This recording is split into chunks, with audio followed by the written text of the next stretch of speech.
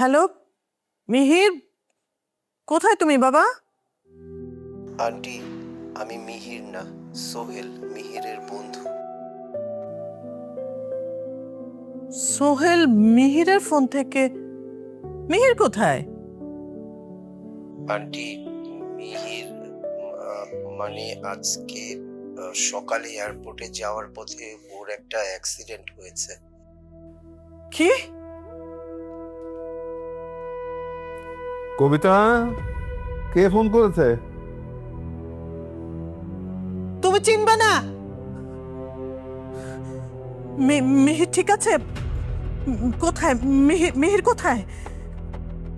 ভালো না আন্টি, আপনি দোয়া করেন।